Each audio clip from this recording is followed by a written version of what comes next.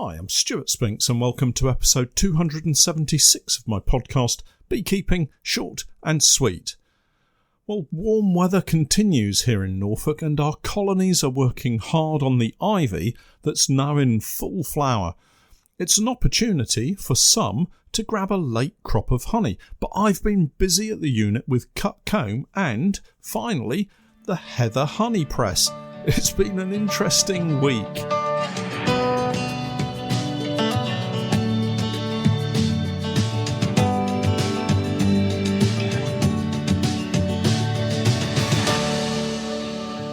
Beekeeping Short and Sweet, a beekeeping podcast for the inquisitive beekeeper with a short attention span. A beekeeper, in fact, just like me. Hi everyone, welcome back to the podcast. It's always a bit of a blur when I sit down to start the weekly podcast. I look back at the week that's just slipped past and sometimes wonder how on earth we're now at the back end of yet another week, or rather, it being Sunday today, the start of another week. And I must admit, the weeks do seem to merge into one long continuum of beekeeping. Absolutely no complaints though. Every minute is a challenge, but for the most part, thoroughly enjoyable.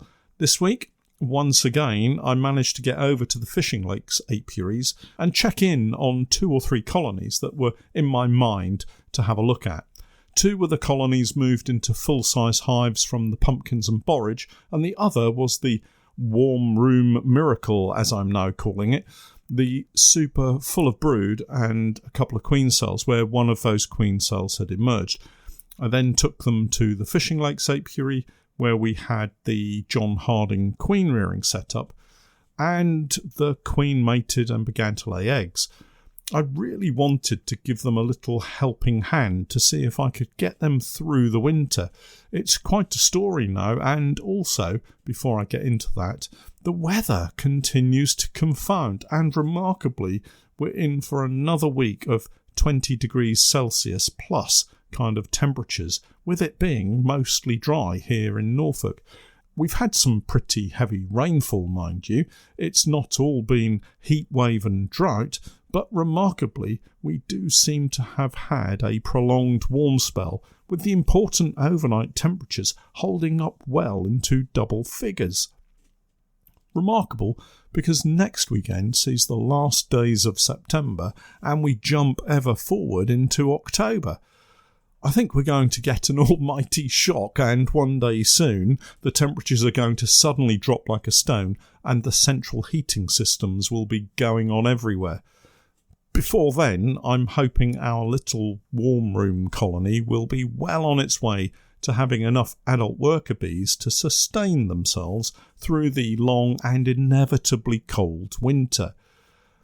Every day of warmth now, though, gives them one less cold day to have to manage, so I'm very grateful for that. Only 5 months until we get to March 2024 and the start of the new beekeeping season. The countdown for me has begun already. So, my little warm room colony, they needed a check, mainly because I was worried that I probably had a drone-laying queen on my hands, a result of poor mating, or even no mating. So they really needed to be checked. Surprisingly, they had a very nice laying pattern and a decent amount of brood for a small nucleus-sized colony. Remember, they're in a super, well, they were up to this week. Things have changed now. This is what I did. With the video camera rolling, so do check out Patreon if you want to have a look at the video, I wanted to move them from the super into a full-size hive. This helps me and them in a couple of ways. Firstly, if I can get the queen to lay eggs in a full-size frame, it's going to be easier for them to take care of all of that brood on one frame instead of it being spread across 2, 3 or even 4 super frames. Secondly, it allows me the opportunity of adding a little more brood from another colony to boost the number of adult bees that they'll have and thus give them a better chance of taking care of a little more brood if the queen keeps laying. Disappointingly, there were only a couple of frames of brood in the medium Langstroth box, the one that we use as a super. Probably because there just aren't enough bees to take care of any more brood than they have. So helping them out was immediately on my mind. Moving them into a full-size hive was simple enough, but here we have to be careful.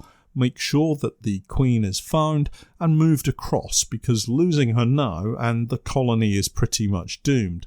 We would have to unite them with another colony, damage her, and it ends in the same way. Most likely, or worse still, she survives for a few weeks but then dies. The bees try to replace her with a new queen. That virgin emerges in the first or second week of October and finds that there are no boys out there to mate with, and thus becomes a drone-laying queen, and the colony fails. Well, we had no such problems, because she was quite quickly found and moved across into the full-size hive without fuss. Now, it would be easiest to simply remove the super frames, give this little nuke frames of drawn comb and let them get on with it. But it's getting late in the season, and because they're so small, they need as many adult bees as possible to help keep everyone warm when the colder temperatures finally arrive. 2 medium Langstroth frames of brood will result in a quite large increase in the population of adult bees in this nuke, so they're not to be wasted.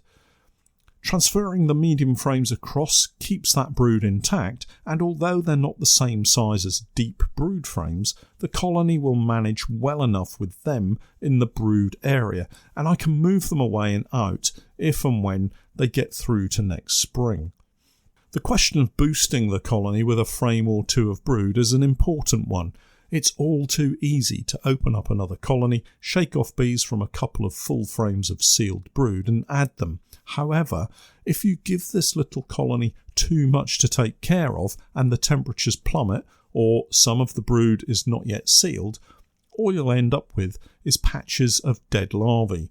Far better to give them a small patch of additional brood this week and revisit next week to see how they're doing, maybe adding another partial frame of brood to build them up further. So that's what I did. The nearest colony, this was a nuke over the summer months and now a full-size colony in its own right, had several frames of sealed and emerging brood. Interestingly, just a few eggs and no open larvae. And that sealed brood that they had was emerging fast, and the cells were being filled with ivy nectar and pollen. I found a frame with a smallish patch of brood, maybe just 200 or 300 cells. Doesn't sound much, but it will give a nice little boost to the adult population. I shook the workers off, transferred it to the nuke, now in the full-size hive, and replaced the frame with one drawn comb, hopefully to give the queen in the donor colony a chance to lay more eggs before it gets filled up with ivy nectar again. The important takeaway point here being, at all stages of the season, spring, summer or autumn, don't get your bees too stretched in what you're trying to get them to do. In this instance, giving them a couple of frames of brood would probably just result in a lot of dead larvae. A simple waste. Better to give a little and often right now until you're happy they can make it or conditions mean you have to stop. I closed the colony up and added some food, a simple heavy sugar syrup, with the aim of encouraging them to store some along with the ivy that they're collecting, and hopefully encourage the queen to keep laying eggs for a while longer. Interestingly, the wasps have pretty much disappeared. I'm so relieved that this year I seem to have the balance right, and all of our nucleus colonies have developed into strong enough colonies to chase away any wasps that have tried to get close.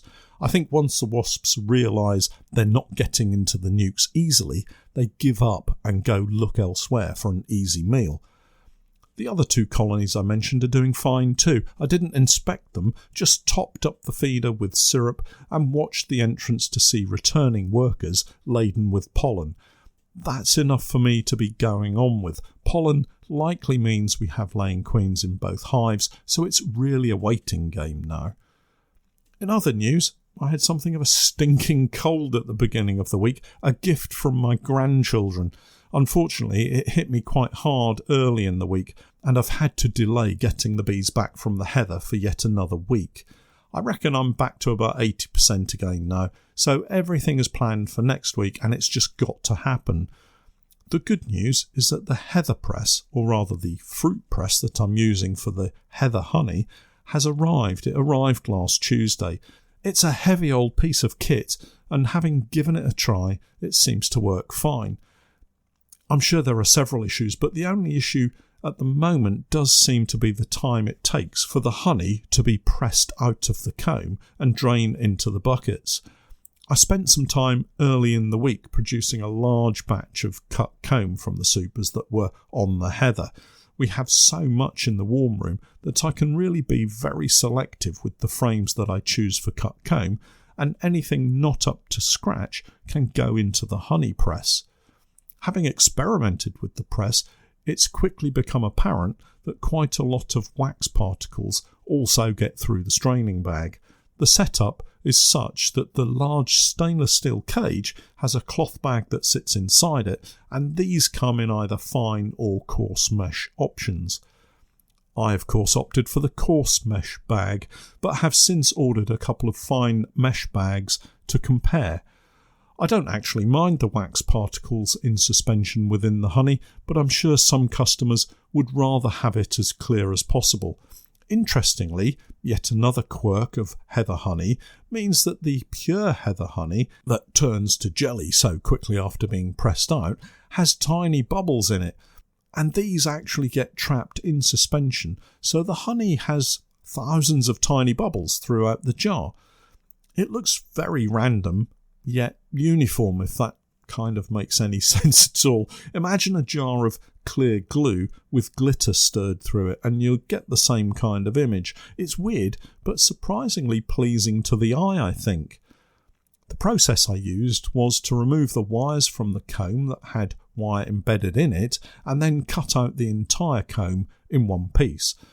This was then cut into 4 or 5 sections and gathered up before being placed on its edge within the honey press, which has a circular central cage. I continued to cut out the comb and stack it carefully, trying to fill in any gaps to get as much of the comb in the press as possible. I managed to get 3 supers stacked within the basket before pulling the cloth strainer sides over the top of the comb and then placing the very heavy top cover on top of the strainer bag. The entire press uses a bottle jack to compress the top plate downwards and thus squeeze out the honey from the comb. I do think I might get an extra super of comb within the press basket if I force it in tightly, but as this was my first proper experimentation, I figured I should take it carefully and not try to do too much too soon. It feels painfully slow, at least this first attempt was. I didn't want to split the bag or damage the press in any way, so I guess I was being overly cautious. It might be that I can increase the pressure from the bottle jack some more and get the honey to strain out a little quicker in future pressings, but for now I wanted to take my time and see how everything worked together. This is all very strange and new to me. As a consequence, really good fun and oh so interesting. I love learning new skills in my beekeeping, and this really is a first trial by error for me, I think. If I can get 4 supers worth of honey in the press each time, I think we could get away with maybe 7 or 8 pressings once the cut comb frames are set aside. Here's the challenge though, it's taking a lot of time to get one full pressing done. Now the first couple of pressings have taken a lot more time than perhaps it will take when I'm not filming or preparing cut comb. If I can get the loading of the honey press sorted so that it becomes routine, I'm hoping I can maybe get a fully loaded honey press ready to go in around an hour. As ever, it will probably take longer, especially as, to start with this year, I have to cut out the wires. But once the pressing is underway, I can turn my attention back to cutting out more comb and be ready for the next loading. Who knows, I may even get it all done in a week. The next challenge is the trip north to get the hives off the moors.